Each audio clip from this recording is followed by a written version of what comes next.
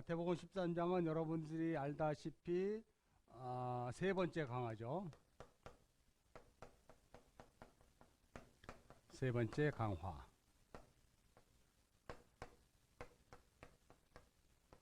그러면 이제 이 뒤에 이제 14장, 15장, 16장, 17장이 이제 기사와 이적으로 이제 이 내용들이 이제 설명되는 것이죠. 이 13장의 내용이 바로 뭐냐면 하나님 나라예요. 그러면 여기까지가 이제 하나님 나라에 대해서 예수님이 기사와 이적을 보여주시면서 하나님 나라를 또 설명하는 내용들로 이렇게 붙여지게 되죠. 13장은 우리가 보았던 것처럼 11장, 12장. 10장이 뭐였습니까? 10장이 전도였잖아요. 전도, 복음 전도였잖아요. 근데 이 11장, 11장에 이 복음 전도를 전해도 사람들이 알아듣지를 못한 거예요.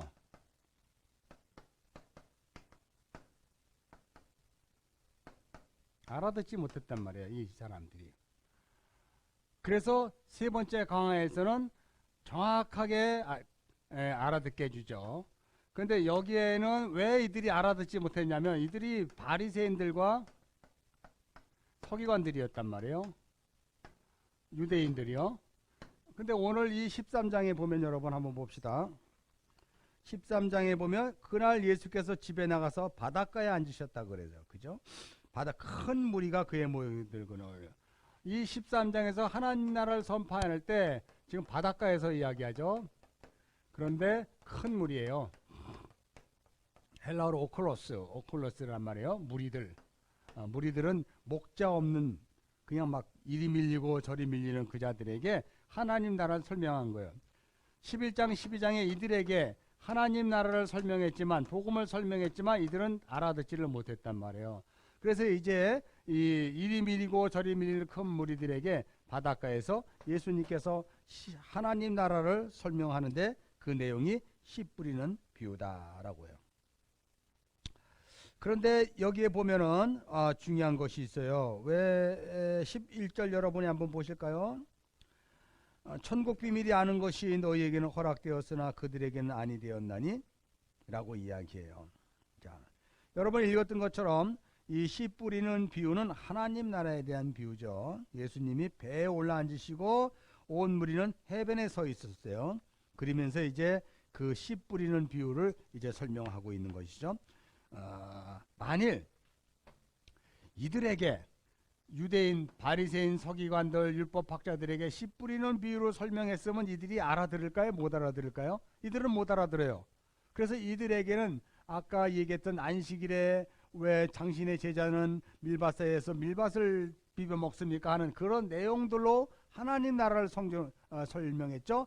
성전보다 큰 이 안식 개념을 정확히 설명했어요. 그러므로 말미암아 하나님 나라를 설명했다면 여기에는 그런 무슨 뭐 유대인들이 잘 알고 있는 전통과 무슨 뭐 율법이라든가 뭐 이런 것들을 설명한 것이 아니고 그냥 일반 무리들 백성들이 알기 쉬운 씨 뿌리는 비유라든가 농사 짓는 법이라든가 무슨 뭐 금을 치는 법이라든가 이런 것들로 이제 설명한 이유는 바로 이 무리들에게 설명하기 때문에 그래요. 이 무리들은 장로의 전통과 유대인의 어떤 그런 것들을 알지 못하거든요. 그래서 예수님이 이제 비유로 설명하면서 중요한 것이 있어요. 왜 비유로 설명하십니까, 주님? 이렇게 이야기했을 때 봐라. 비유로 설명하지 않고 구약 내내 있었던 율법, 토라로 이야기를 해도 이들은 알아듣지 못하지 않느니 만일 이들에게 비유로 설명했었으면 알아들었을까? 라고 이야기해요. 너희들에게 율법과 토라를 가지고 설명했으면 너희들이 하나님 나라를 알아들었을까? 라고 하는 내용에서 지금 비유가 나오는 겁니다. 비유. 그래서 비유를 하신 목적이 여기에 지금 나오고 있죠. 우리 12절 보죠. 무릇 있는 자는 받아 넉넉하게 되되 없는 자는 그것도 빼앗기리라. 비유. 깨닫는 자는 넉넉하게 되고 깨닫지 못하는 자는 그렇게 되는 거예요. 자, 그래서 사실 이 비유는 의도적으로 이런 무리를 향한 예수님의 사랑과 배려의 표현이었어요. 그래서 누구든지 깨닫게 하기 위한 것이죠. 그런데 여기에 보면 이사야서에 보면 6장에 이사야의 소명에 관한 이야기를 보면 내 백성에게 향하여 가서 들어도 듣지 못하게 하고 깨닫지 못하게 하라는 이사야의 소명이 있잖아요. 바로 이런 것이죠. 이사야의 사명은 깨닫지 못하게 하는 것이죠. 그러나 예수님의 사명은 비유로 말미암아 깨닫지 못하게 하는 것인데 깨닫는 자가 있다는 거예요. 무리들 중에 씨를 많이 뿌려본 자, 농사를 많이 뿌려본 자, 삶을 정말 정직하고 참 착실하게 살고자 하는 자에게 복음이 씨앗이 뿌려졌을 때는 깨닫고 30배, 60배, 100배의 수확을 얻을 수가 있지만 그렇지 않은 자는 깨닫지 못한다. 그래서 좋은 밭, 그래서 길가에, 그 다음에 돌짝밭에, 그래서 가시덤불에, 예수님이 이렇게 네 가지에 대한 밭을 비유를 하고 있죠. 그래서 이 비유를 통해서 하나님 나라가 어떤 것인 건가 라고 이야기해요. 자, 길가에 뿌려진 밭은 어떻습니까? 결실이 없죠. 왜 결실이 없습니까? 마귀가 뺏어갔다는 것이죠. 그 다음에 우리가 처음부터 또 보시죠. 뿌리로 길가에 떨어짐에 새들이 와서 먹어버렸기 때문에. 농사를 짓다 보면은요, 이런 씨앗을 뿌리면 새들이 와서 꼭 먹어요. 그래서 수확이 안 되거든요. 그런 것들을 혹시 농사를 짓는 분은 아실 거고, 농사를 지어본 적이 없으신 분들은 이 4절의 이야기를 알 수가 없어요.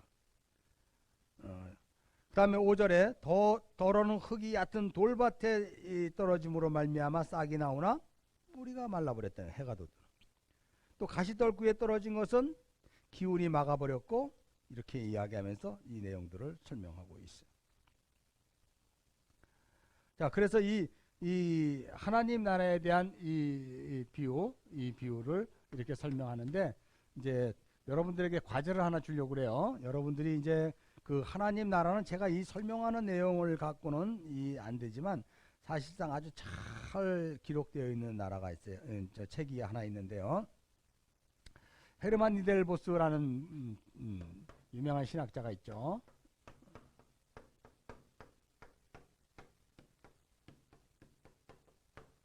이분이 쓴 하나님 나라가 있습니다. 그래서 여러분들은 이 책을 꼭 봐야 돼요. 솔로몬 출판사 2008년. 여러분들은 이 헤르만 니델보스가 쓴 하나님 나라에 대한 책을 반드시 정독하시고 그 다음에 내용을 요약하시기 바랍니다. 제가 처음으로 숙제를 내주는 거죠. 왜냐하면 우리 신학교는 숙제를 잘 안 내줘요. 내줘봤자 뭐 뻔한 걸 내주는데 이거는 굉장히 중요한 거기 때문에 여러분들이 반드시 사서 읽어봐야 됩니다. 헤르만 니델보스의 하나님 나라, 솔로몬 출판사 2008년. 이 책을 최소한 5번 읽으시기 바랍니다. 5번. 자, 이 책이 여기 있어요. 좀 두꺼워요. 이렇게 두꺼운 거 읽으라 그랬다고 여러분 막 뭐라 그러지 마시고 그냥 이렇게 쓱쓱쓱쓱 한번 읽어보십시오. 쓱 읽어보면 한 5번 정도 읽으면 그 하나님 나라에 대해서 여러분이 아주 자세히 이해할 수 있을 것 같아요. 그래서 페이지 수가 굉장히 두껍습니다. 뭐 보기만 해서 뭐 질린다 생각하지 말고 처음으로 여러분들에게 내주는 숙제니까 이 책 헤르만 니델보스의 하나님 나라, 솔로몬 출판사 2008년 이것을 꼭 사서 읽어보시고요. 내용을 좀 요약해서 가지고 제출해 주십시오. 뭐 제출을 어디다 합니까? 라고 이야기하면 여러분이 아래 한글에 타자를 쳐셔서 그 내용 요약을 한 것을 갖고 학교로 보내주시면 됩니다. 요거는 이제 하나님 나라에서 굉장히 중요한 것이기 때문에 숙제라고 하는 거, 과제물 처음 준 거니까 또 뭐 책값이 없어서 난 책을 못 써야 하는 소리 하지 마시고 반드시 사서 읽으시기 바랍니다. 굉장히 중요한 내용이기 때문에 그래요. 5번 읽으시고 그리고 나서 내용을 요약하세요. 내용 요약은 A4 용지 최소한 한 10장에서 20장 정도로 요약해 주시기 바랍니다. 뭐 뛰어난 사람은 5장으로도 할 수가 있겠죠. 그러나 그 정도는 여러분이 해주셔야 그 내용을 알 수가 있을 것 같아요. 자 이제 예수님의 비유 13장 이렇게 쭉 넘어가면서 사실 헤르만 니델보스의 책을 왜 여러분들에게 제가 읽을 것을 권했냐면 사실 공간복음 속에 나오는 이 비유를 통해서 예수님이 많이 하나님 나라를 소개했는데 이 헤르만 니델보스는 이 공간복음에서 나오는 이 비유를 통해서 하나님 나라를 설명하고 있기 때문에 여러분들이 마태, 마가, 누가복음 속에 나오는 하나님 나라를 한꺼번에 이 책을 보면서 공부할 수 있기 때문에 제가 여러분들에게 읽으라 그렇게 이야기하는 거예요. 자, 반드시 이해하셨으면 좋겠습니다. 자, 그래서 이제 씨 뿌리는 비유는 이제 여러분이 책을 보면서 이야기하는 것도 중요하지만 우리가 또 하나 알아야 될 것이 있어요. 마태복음의 씨 뿌리는 비유는 뭐 4가지 어떤 그 밭에 뿌려진 길가에, 돌밭에, 가시떨기에 또는 뭐 좋은 땅에 뿌려지는 것에 대해서 예수님이 직접 설명을 했기 때문에 제가 굳이 뭐 어떤 그 서기를 한다든가 뭐 주해를 달아줄 필요는 없을 것 같아요. 여러분들이 스스로 읽기만 해도 하나님 나라는 씨 뿌리는 비유로 이렇게 설명했는데 라고 하면서 이게 무슨 이야기인가 라고 하는 것을 알 수가 있는데 우리가 하나 알아둬야 될 것이 하나 있어요. 24절 한번 봅시다.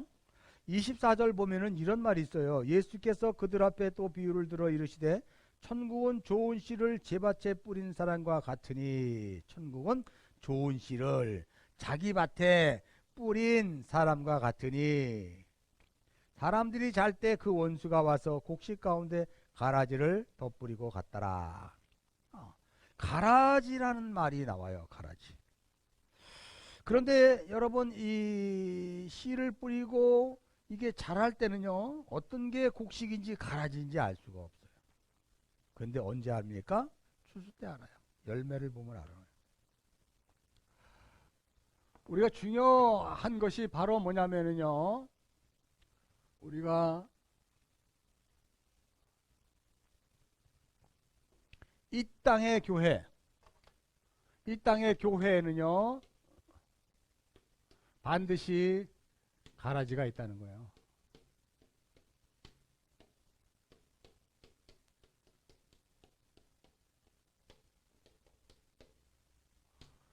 근데 이 가라지는 추수 때 가야 알아요. 주님 재림해서 심판할 때 알아요. 아무도 누가 가라지인지 몰라요. 그런데 가라지를 알 수 있는 것은 열매로 알게 된다고 전 시간에 이야기했죠. 열매로 분별한다.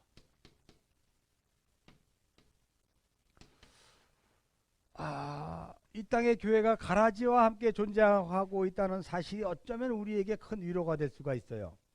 왜냐하면 복음을 전파해도 그것을 알아듣는 자와 알아듣지 못하는 자가 있고 복음을 전파해도 그것을 다른 식으로 오해를 하거나 고개를 해서 알아듣고 신앙생활하는 사람들이 있고 복음을 대충 설명한 것 같은데 무슨 30배, 60배, 100배를 알아들어갖고 풍성함을 가지고 있는 사람들을 우리 신앙생활하면서 많이 볼 수 있잖아요.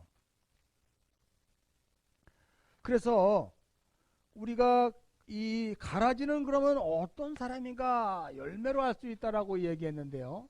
저는 이렇게 생각하고 있습니다. 우리가 교회에 들어올 때 우리가 마태복음서 지금 봤잖아요.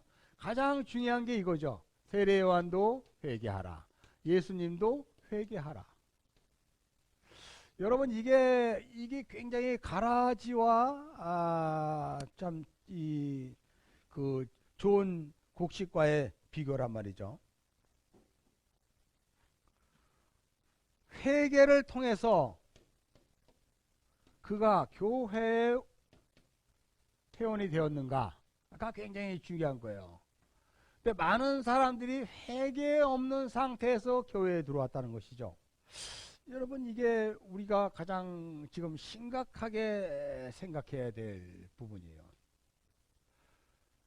과연 나는 그리스도 예수를 만남으로 말미암아 회개를 통해서 회개하고 교회를 왔는가? 아니면 회개 없이 그냥 왔는가?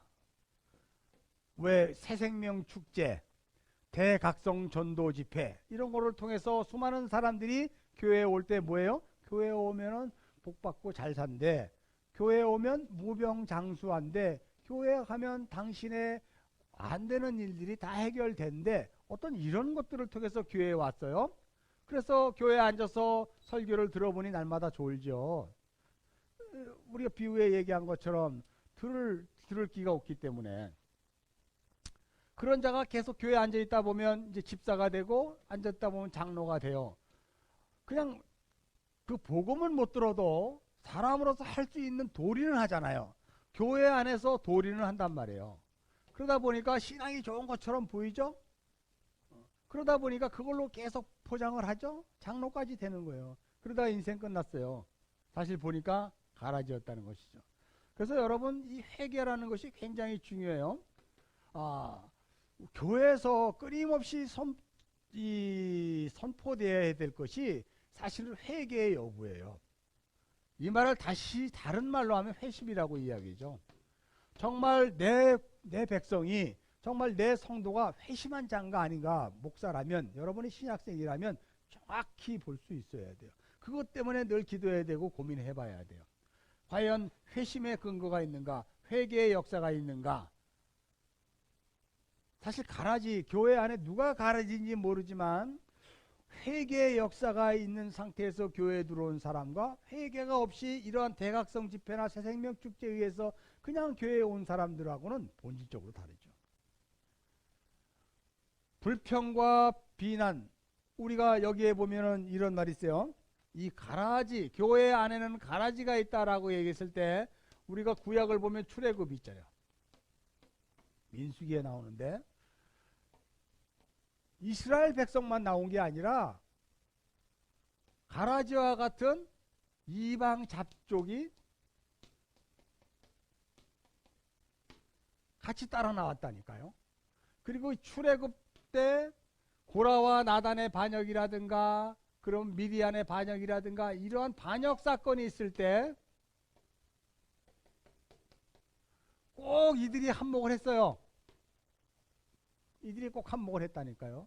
그래서 즉석에서 심판을 받죠. 주님 오시고 난 다음에 이 가라지는 즉석에서 심판이 아니라 추수 때 심판을 받는 거예요. 정말 출애굽에 놀라운 구원의 역사를 눈으로 확인했음에도 불구하고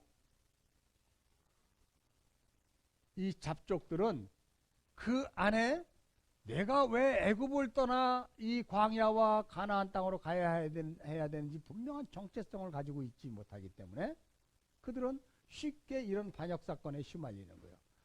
마찬가지로 오늘날 교회 안에서 내가 구원에 대한 확실한 증거라든가 구원에 대한 어떤 회심의 어떤 그 놀라운 역사가 내 삶 안에 일어난 사람과 그냥 세미나에 참석하듯이, 그냥 절에 가듯이, 그냥 어디 집단에 소속되어 있듯이 그런 식으로 이 교회 안에 앉아 있는 사람과 비교해 보자면 비슷하죠. 교회 안에 복음이 아닌 어떤 다른 것들로 인해서 교회가 문제가 생겼을 때 이들은 꼭 그 역할을 하죠. 그래서 교회가 분리가 되고 찢어지고 그래요. 근데 장로래요. 집사라 그러기도 하고 권사라 그러기도 하고. 교회의 가장 중요한 것, 그들이 과연 회개하고 예수를 믿었는가. 우리는 늘 이것을 꼭 생각해야 돼요. 씨 뿌리는 자에 대해서 우리가 제가 여러분들에게 뭘 설명할 수 있겠어요?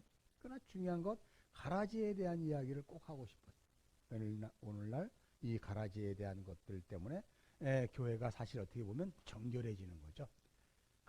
그래서 교회는요, 그러한 가라지들을 품고 가야 하기 때문에 늘 힘들고 어려워요.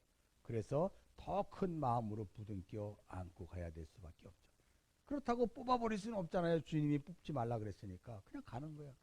그것을 통해서 저와 여러분이 더 건강하게 주님 안에서 천국을 소망하게 된다는 것, 하나님이 그렇게 사용한다는 것, 우리는 또 한번 생각해 봐야 될 것 같아요. 그래서 이제 이 가라지 비유를 이렇게 이야기하죠. 추수 때 심판하겠다라고 한 30절 내용이 있고요. 그 다음에 이제 31절, 32절, 33절에 보면은 겨자씨와 누룩의 비유가 있는데요.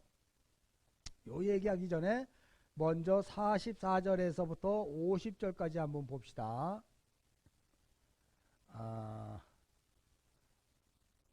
그냥 계속 나가야 되겠네요. 자, 31절, 32절, 33절 보면 겨자씨와 누룩에 대한 비유가 있어요. 그냥 쭉 나가도 될 것 같아요. 천국은 마치 사람이 자기 밭에 심은 겨자씨와 같다. 천국은 겨자씨다.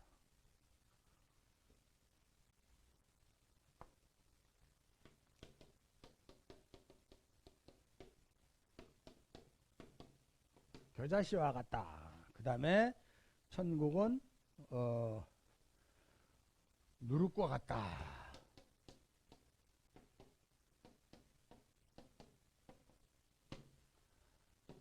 겨자씨는 여러분 이 볼펜 심에 그 아주 턱 찍으면 나오는 그거보다도 더 작은 게 겨자씨예요. 그렇게 작은 게 많이 자라면 한 3m, 4m까지 이렇게 자란다 그래요. 그리고 수많은 새들이 와서 열매를 맺는다 그래요.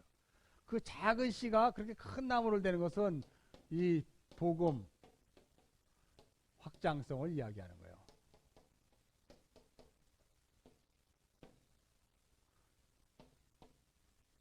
그 다음에 이 복음이 이제 누룩과 같다라고 하는 것은 복음이 천국이 생명력을 얘기하는 거예요. 멈출 수 없는 생명력. 하나님 나라는 계속 확장해 나가죠. 왜냐하면 세상 나라를 침노하는 거로 나가기 때문에. 그리고 겨자씨와 같이 계속 크게 나가는 거예요. 하나님 나라가. 하나님 나라의 특징이에요.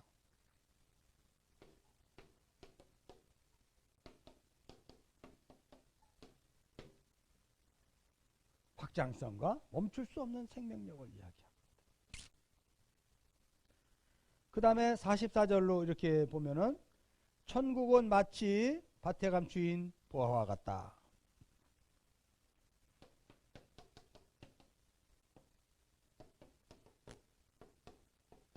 이것은 복음의 존귀성, 존귀함, 보화와 같다. 그 다음에 천국은 마치 좋은 진주를 구하는 장사와 같다. 그냥 진주와 같다라고요. 이것은 복음의 영광스러움.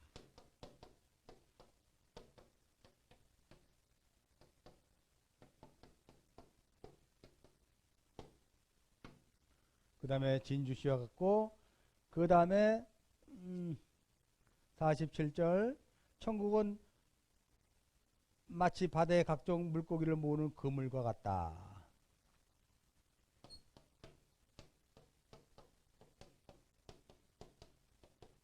그물과 같다. 이것은 복음의 거룩성. 복음의 거룩성. 그 다음에 48절 52절 천국에 제자된 서기관마다 마치 새 것과 옛 것을 국관에 내오는 집주인과 같다. 곡관. 이건 복음의 풍성함.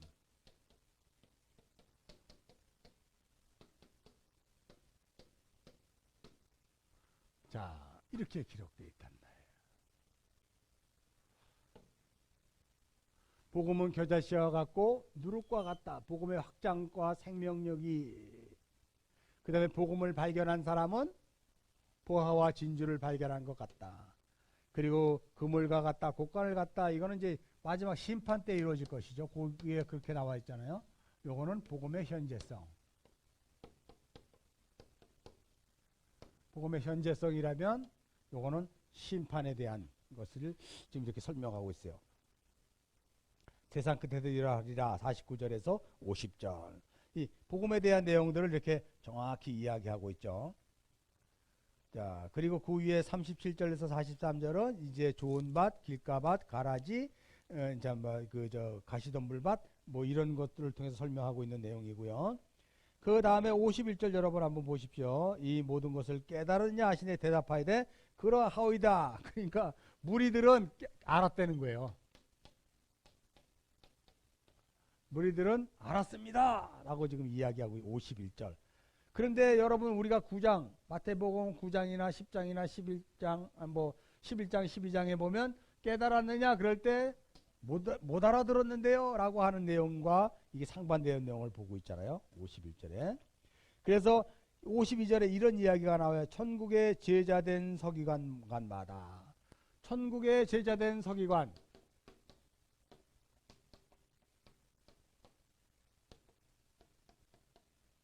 그러니까 복음을 깨달은 무리들이 서기관이에요. 이스라엘 유대 나라의 서기관은 어떤 사람들이에요? 그 토라나든가 그 율법을 정확하게 꿰뚫고 있는 사람들이에요. 그들을 서기관이에요. 그러나 이 복음 하나님 나라를 깨닫고 있는 그 무리들이 이제는 천국의 서기관들이다라고 하는 것들을 다시 한번 너희들이 서기관이야 라고 이야기하는 거예요. 근데 중요한 거 그 서기관들은 자기 고향에서 배척을 받는다는 것으로 53절 54절 이렇게 나와요. 그래서 예수께서 이 모든 비유를 마치시네 그것을 떠나서 고향으로 돌아가서 회당에서 가르치는데 수많은 사람들이 깜짝 놀라면서 하는 게 바로 뭐예요? 이야 저가 목수의 아들 아냐? 그 어머니는 마리아잖아. 그의 형제들은 요셉, 야고보, 시몬, 유다 아니야? 그 누이들과 우리 함께 있었는데 이 모든 것이 얘가 어떻게 알았지? 라고 하는 것이 중요한 것 57절.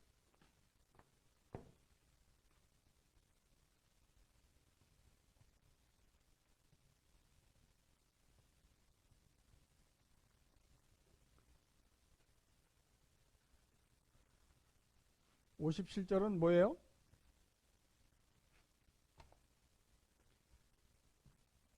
예수를 배척한지라.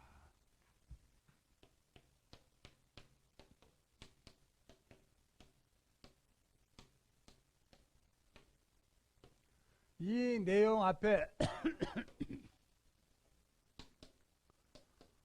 동네 사람들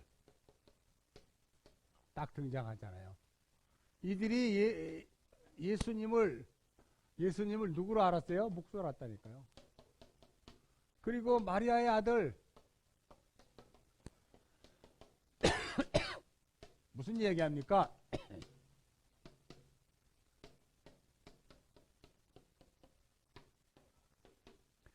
잘못된 선지식이 예수를 배척하게 된다는 사실을 우리는 중요하게 생각해야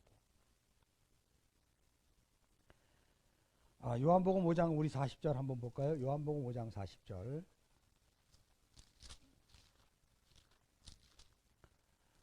요한복음 5장 40절에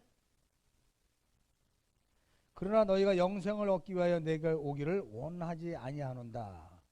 잘못된 선지식은 영생을 원하지 않게 만드는 거예요. 그 다음에 6장 36절 한번 볼까요? 6장 36절 보면 그러나 내가 너에게 이르기를 너희는 나를 보고도 믿지 아니하는도다. 실체이신 하나님의 아들 예수를 보고도 믿지 않는다는 거예요. 잘못된 선지식은 굉장히 위험을 초래하고 있다는 것을 여러분 명심하십시오. 혹시 여러분이 신앙생활을 지금 1년을 했든 10년을 했든 20년을 했든 30년을 했든 그것은 중요한 거 아십니까? 혹시 여러분 안에 예수에 대한 복음에 대한 잘못된 선지식이 있는가를 여러분 이 순간서부터 살펴보셔야 돼요. 지금 씨 뿌리는 비유를 통해서 만일 그렇다면 여러분이 돌짝밭에 씨가 뿌려졌든가 가시밭 동굴에 뿌려졌든가 길가에 뿌려졌든가에 대해서 나는 아니고 남들이 그럴 것이다 라고 생각하지 말고 여러분의 밭의 상태를 점검하셔야 돼요. 많은 사람들이 우리가 이렇게 같이 신앙생활 하면서 이렇게 동료들과 이야기를 나누고 또 이렇게 관찰해 보면 복음을 많이 오해하고 있는 사람들이 있어요. 그 특징이 율법과 복음을 분리해버리죠. 율법은 나쁜 거, 복음은 좋은 거, 이런 식으로 얘기하는 것도 있고요. 뭐 율법에 우리의 행위를 첨가해야 되지 않을까? 라고 하는 우리의 행위를 집어넣는 사람도 있고요. 또 여러 가지, 특별히 우리가 이제 우린 개혁주의 하니까 아르마니안주의를 이렇게 알마니안주의라는, 그리고 뭐 켈빈주의가 있는데요. 우리가 이제 켈빈주의를 가고 있는데 이 알메니안주의가 바로 이런 것이죠. 또 율법과 복음이 좋은 거다. 이거는 이제 영지주의. 이런 잘못된 선지식에 의해서 복음을, 특별히 오늘날 가장 중요한 것은 바로 세대주의예요. 제가 날마다 얘기하는 세대주의. 이 세대주의가 한국교회 90%입니다, 여러분. 한국교회 교단의 90%가 세대주의로 설교하고 있어요. 복음을 오해하고 있거든요. 그래서 이 세대주의가 기복주의로 바뀌고요. 더 나가서 이게 신비주의로 바뀌고요. 결국은 이게 종교다원주의가 되는 거예요. 이런 잘못된 선지식이 예수를 믿지만 실상은 예수를 배척하는 행위다 라는 것을 우리는 심각하게 한번 생각해 볼 필요가 있습니다. 특히 우리 신학교는 이런 부분에 대해서 철저하게 우리가 가려내고 구별하는, 그래서 우리가 모여서 이렇게 신학교를 시작하게 된 거고요. 어떤 면에서는 사실은 힘들죠. 왜냐하면 이 참된 진리, 이 진리 알레테이아라는 이 진리를 우리가 정확히 여러분들에게 전파하지만 여러분들이 정말 그것을 잘 알았으면 좋은데 행여나 잘못된 선지식, 여러분들이 지금 우리 신학교에 오기 전에 여러분들은 어떤 분은 순복음에 있었고 어떤 분은 감리교에 있었고 어떤 분은 성결교에 있었고 장로교에 있단 말이에요. 그런 것을 우리는 초교파로 하고 있잖아요. 그러나 이제 이 신학교에 들어온 이상 여러분들은 정체성을 가져야 되는 거예요. 우리 신학교는 오직 성경이에요. 오직 믿음, 오직 은혜, 오직 하나님의 영광, 뭐 이런 것들로 우리가 이렇게 여러분들에게 설명하다 보니까 성경이 구속사로 또 언약으로 뭐 이런 것들로 우리가 이렇게 하나님 나라로 뭐 이런 것들로 이렇게 지금 얘기를 하고 있으니까 여러분이 행여나 어쩌면 한 번도 못 들어본 소리인데 라고 할 수도 있어요. 제 이 마태복음을 지금 여기까지 오더라도 제가 사실은 걱정이 되는 것은 좀 충분하게 그런 내용들을 설명해 줬으면 좋겠는데 왜 충분한 설명이 못 들어가냐면 여러분들이 잘못된 선지식을 가지고 있었던 것에 대해서 부딪히는 현상이 날까봐 이렇게 넘어가고 있는 거예요. 나중에 이제 여러분들이 아시게 되겠죠. 그래서 혹시 잘못된 선지식으로 신앙생활하는 것이 있다면 내가 어떤 밭이었구나를 깨달아서 정말 좋은 밭으로 가기를 사모해야 된다는 것이죠. 복음을 오해하고 있는 이 오늘날의 세대를 우리가 간과해서는 안 된다는 것입니다.